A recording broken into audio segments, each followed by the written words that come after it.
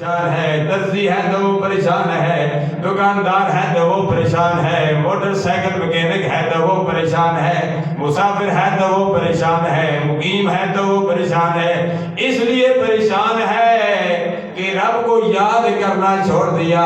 جس دن سے ہم نے رب کو دن رات یاد کرنا شروع کر دیا، میرے پیر مرشد خواجہ نقیب اللہ شاہ صاحب علیہ رحمت فرمایا کرتے تھے، صرف 1 گھنٹے کے لیے رب کو یاد نہ کرو۔ ہم تو 1 گھنٹے کے لیے رب کو یاد کرتے ہیں، بلکہ بعض لوگ وہ ہیں 1 گھنٹے کے لیے بھی رب کو یاد نہیں کرتے۔ 1 گھنٹے سے مراد 5 وقت کی نمازیں ہیں۔ بعض لوگ 5 وقت کی نمازیں بھی نہیں پڑھتے، ہفتے کے بعد جمعہ آتا ہے، جمعہ کی نماز بھی نہیں پڑھتے، سال کے بعد عید آتی ہے، عید کی نماز بھی نہیں پڑھتے۔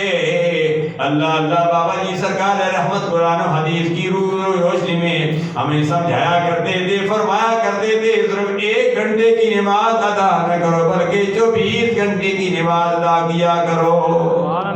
تمہارا کوئی سانس بھی غفلت میں نہیں گزرا جائے، تمہارا سانس اندر جائے تب بھی لا الہ الا اللہ، جب تمہارا سانس باہر نکلے تب بھی لا الہ الا اللہ۔ یہی ہمیں درس حضرت امام حسین نے دیا۔ اللہ حضرت امام حسین رضی اللہ تعالیٰ عنہ کے حوالے سے آج ضلع کونسل میں بھی ایک تقریب ہے۔ اللہ امام حسین نے بھی یہ درس دیا، فرمایا اے میرے ماننے والوں، میں نے تو آخری وقت بھی نماز کو نہیں چھوڑا۔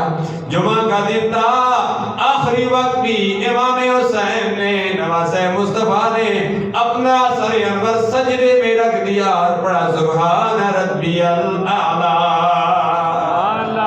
رب کی تسبیح و تعلیل بیان کر رہے ہیں، جمعہ کا دن ہے، ہمیں بھی یہ درس دیا۔ فرمایا اے میرے ماننے والوں، فرمایا آخری وقت بھی رب کو نہیں بھولنا، رب کی تسبیح و تعلیل کرنا۔